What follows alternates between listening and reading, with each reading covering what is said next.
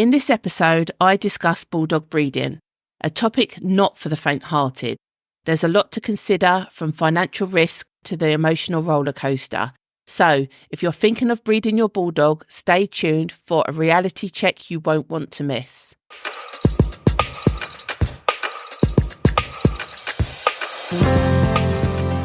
Welcome to the Bulldog Broadcast, the Pure Talk Pedigree podcast.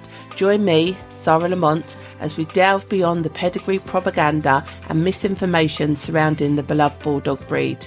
Together, we'll uncover the real-life realities of Bulldogs, sharing insights with admirers, owners and breeders worldwide. Welcome back and thank you for joining me today. We've got a big conversation to discuss, and this is, should you breed your dog? I see this a lot from my professional business side, and I think it's worth a conversation, that's for sure. I don't have any stud dogs at the moment, so I've probably not had these conversations direct with any female dog owners, but we're going to cover both male and female, whether you should breed your dog or not. Yeah, I just want to put a fair reflection on on the whole aspect, because it might be a little seed at the back of your head thinking it might be a possibility, especially how the pet breeding market changed during the pandemic. And there were some people that overpaid for a dog, and then in the back of their head they probably were happy to overpay because they thought they might be able to do the same in 2 years' time and breed their dog and get the same money back. So I want to address some of the lesser observations and risks that you could be taking when you breed a dog. We'll cover it from a female perspective mainly, but we will touch on from a male perspective as well. Firstly, what you should bear in mind is breeding is a big responsibility. It's not to be taken lightly. At the end of the day, you are creating new life and you're responsible for finding that new life, the perfect home. So it has a life of luxury. I think that's what most Bulldogs want, is a life of luxury. It is a really big responsibility, and anything that you're responsible for, you should put in some effort that you're doing it correctly to the highest of standards. Some people will say, oh, I just want her to have one litter. It's the right thing for her to have one litter.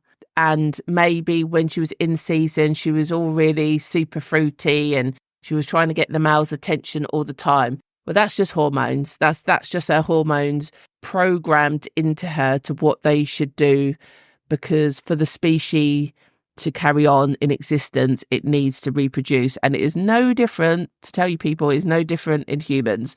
It's just a chemical reaction, and no more, no less. It's the biology that's programmed into us so that she would behave in that way when she's in season, when she's around males. She has never sat there in her life and said, oh, do you know what? I really want a litter of puppies because I really want to see how they grow and develop and mature, and whether one of them ends up in as a pat dog or one ends up as a show dog. And she's never thinking that, is she? Dogs live in the now, and all they care about is you.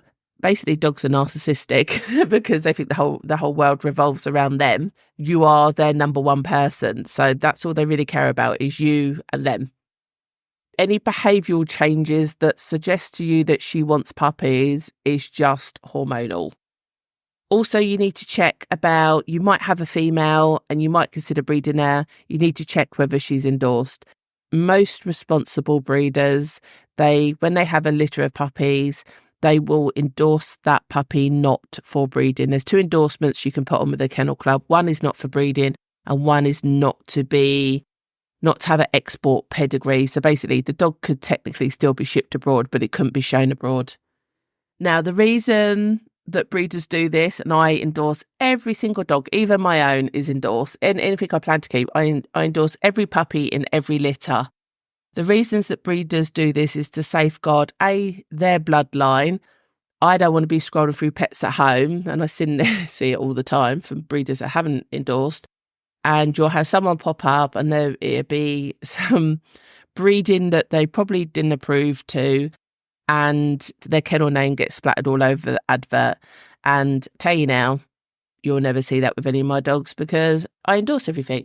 I have no problem with anyone breeding from my dogs, but that's where they have to come back to me and I will educate them, as I am doing now on this podcast, as to what it involves, what my expectations are, what's the quality of the stud that they're using, blah, blah, blah, blah. And so I say to people, if you're just breeding because you want another dog, and I get that, and I get that everybody has to start somewhere. So obviously I started somewhere. So equally, I had this conversation with somebody. Even when I purchased my Labrador, she was endorsed, and I was thinking, well, I would like to breed from her, but I'll meet whatever the requirements are of the breeder to ensure that I'm breeding to a level that she is satisfied, that she is happy with, which is her own level of what she's doing. To be fair, most breeders would, from my understanding, lift an endorsement as long as you are breeding to the correct standard. I have heard some breeders be a little bit cheeky, not necessarily Bulldogs to be fair, but in other breeds, saying that they lift the endorsements. Basically, they're charging a fee for it and they try and lock you into using their stud dogs and all this kind of stuff. That should all be highlighted in a sales contract. So that's the importance of a sales contract and having these conversations up front.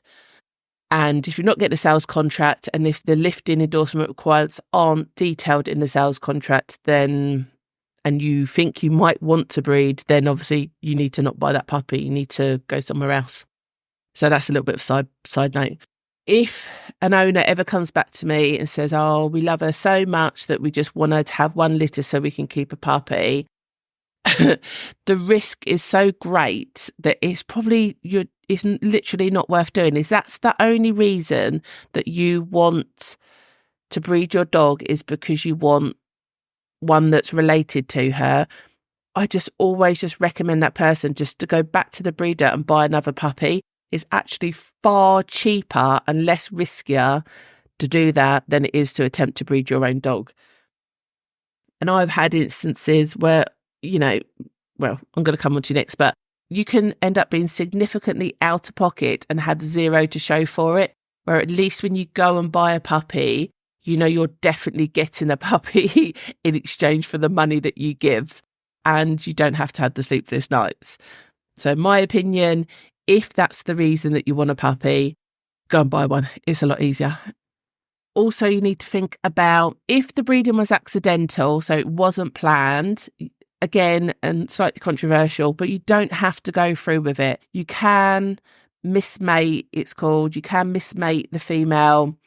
Technically, she would have bought the puppies or reabsorbed the puppies and go on with life. So even if the breeding wasn't planned and two dogs have decided to take things into their own into their own hands, into their own paws, because you haven't kept them apart or you haven't managed that situation right, so it's still your problem, still your fault. You don't have to go through with that litter, because the amount of time and investment it's going to take, you need to account for that. And if you don't, you're potentially cutting corners or making a situation unsafe, and that will have repercussions. And with Bulldogs, it definitely will have repercussions, because I've already said in other episodes about Bulldogs and the high pain threshold. So if you are not there fully observing your female to make sure the situation remains safe at all times, that could be costly. So let's talk about the levels of risk. You obviously have a financial risk. So I've already said you could end up significantly out of pocket for all your efforts, because if you're going to do things right, you're going to have to health test her. And I'm sure I'm going to do another episode on Bulldog health testing.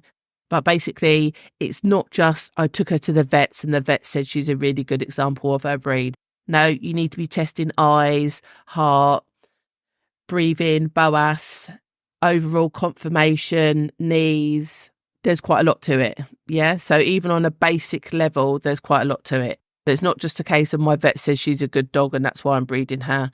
Then also you need to think about your pre-breeding prep. So what supplements she should be on. So folic acid is a massive one for Bulldogs because that's I believe is up to a 48% chance of reducing cleft palates and cleft lips.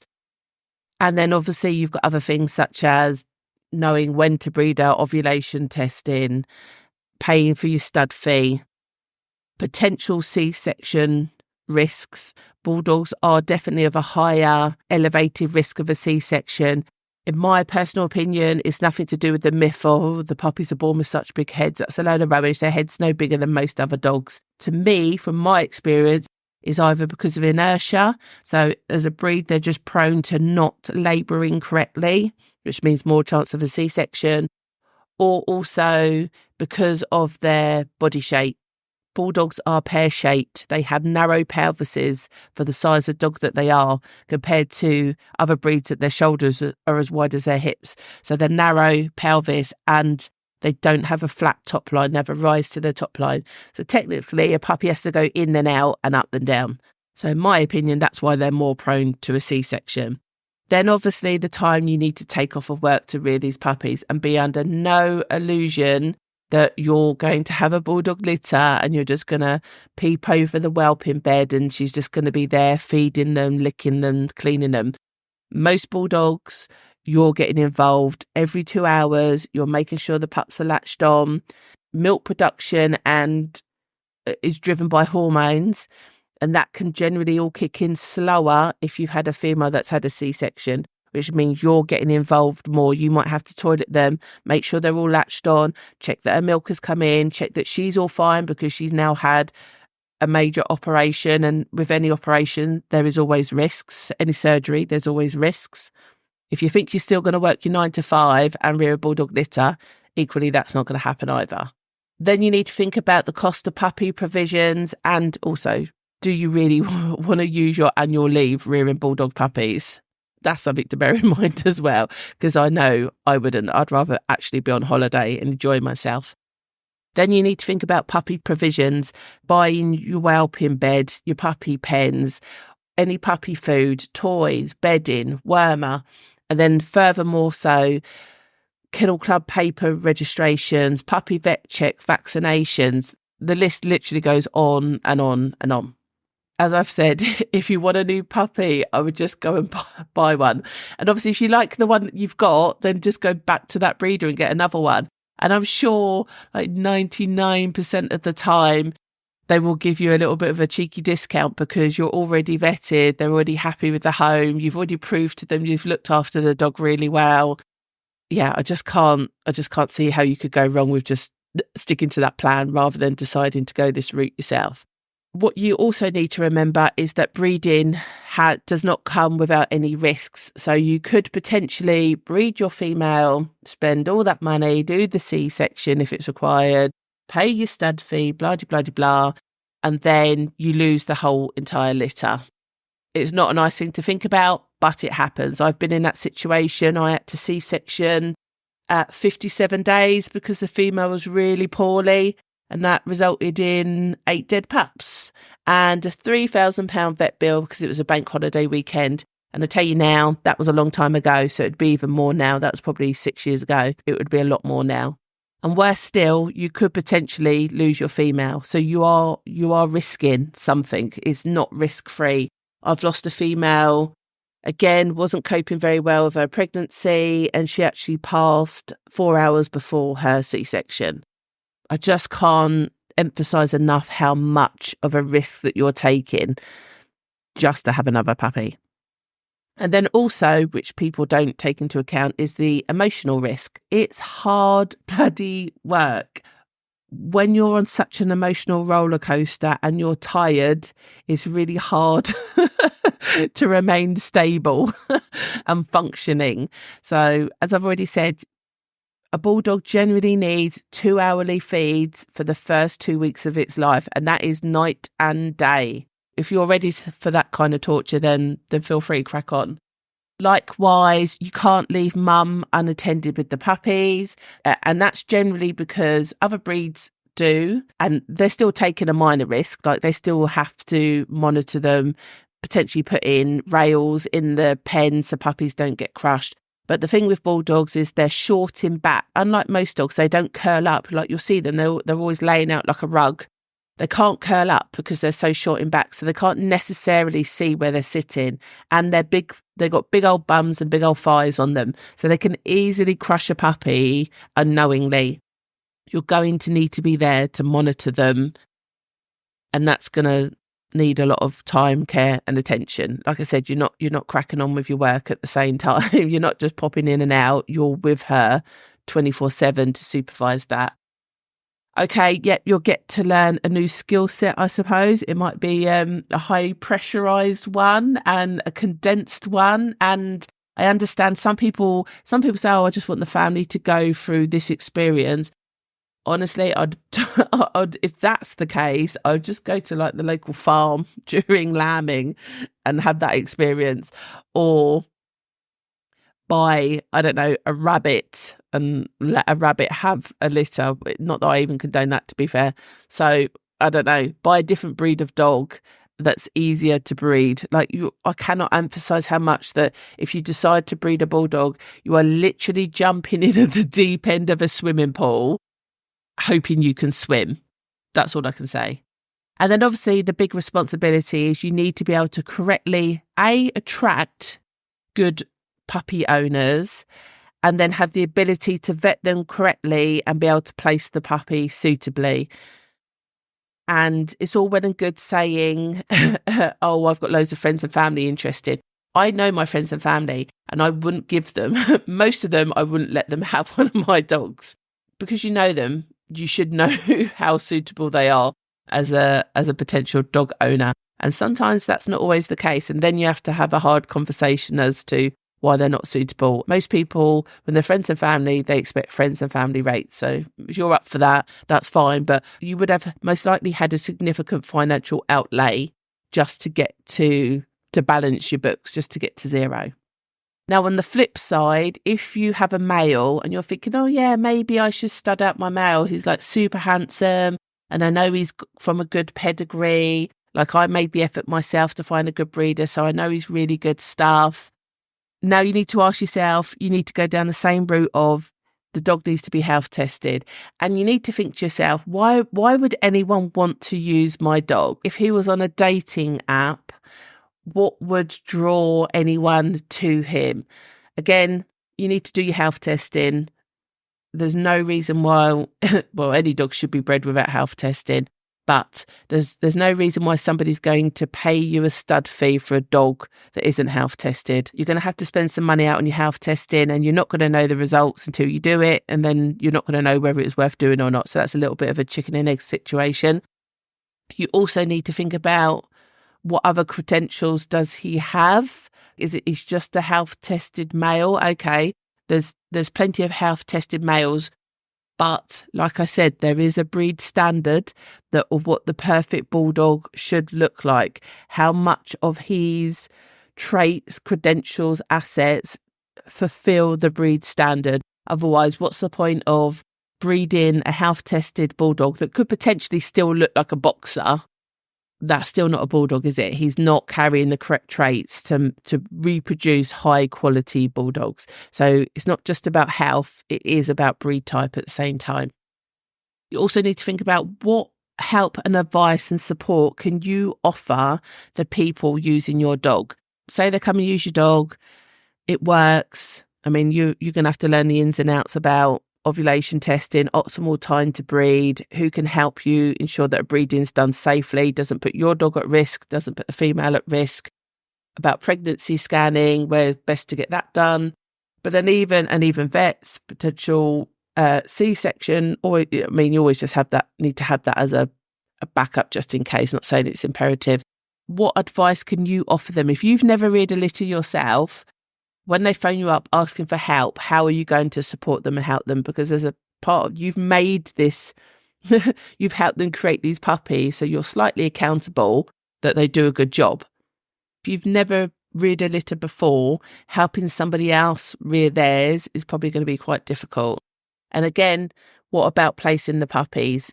they've got half of your male's DNA, you should have some concern that they are correctly housed. And again, they live a long and healthy and luxurious life. So what skill set do you currently have to be able to ensure that happens? And with males, I covered it in another episode about differences between dog and bitches, but potentially offering your male at stud, it will potentially cause behavioural changes. So he might be more prone to now cocking his leg around the house. He might end up being a bit more dominant, a bit more abrupt in his general persona, particularly when meeting other dogs. And he might be more impacted by females being in season in the same household or, in your area. Might end up that he goes off of his food, he lacks appetite. So all of these things are going to have an impact of you living with your dog day to day, regardless that a mating that happened 8 months ago. So with all that said, I think I made it pretty clear. If you want another dog, just go buy one. If you want a breeding experience, probably a Bulldog isn't the place to be starting. But there are breeders out there, so it obviously isn't that bad because no one would breed Bulldogs. It's not to be taken lightly. I cannot emphasise how they are one of the most difficult breeds to breed. A lot of the time it's because of the high pain threshold that if your observation skills are not on point when it comes to the delivery of those puppies, it can be catastrophic. It can be horrendous. And you only have to scroll through a few Facebook whelping groups to see that with the breed. So they are not to be taken lightly. I can think of 1,000 other things I'd rather do than breed a Bulldog litter. But with that said, I will put some links in the show notes because I'm going to recommend some books that you could read and some research that you should do. I've written 2 dog breeding books, and the one that would help you decide whether breeding is for you or not would be Doggy Style. So I'm going to put a link in the show notes. And I'm also, funny enough, have another podcast called The Breeder's Brew. And I'm going to put a link to The Breeder's Brew in the show notes because that covers anything and everything about dog breeding in a podcast. And I think you'll realise how nuanced and how complex it could potentially be. Hopefully you'll make a really well-informed decision off of the back of that. So that's it. Like I always keep saying, come and join us, start a conversation in the community. Do you agree with me? How did you find it if you've already bred a litter? Would you do it again? A lot of the time, to be fair, of the clients I see that have never bred before, differing breeds, they go, yeah, I'm never doing that again. I've done it once and I don't want to do it again. So what do they say about wise people learn from other people's experiences? I'm going to end it on that one. See you soon. Before you leave, make sure to visit bulldogbroadcast.com for immediate access to the show notes, community forum, recommendations and episode extras.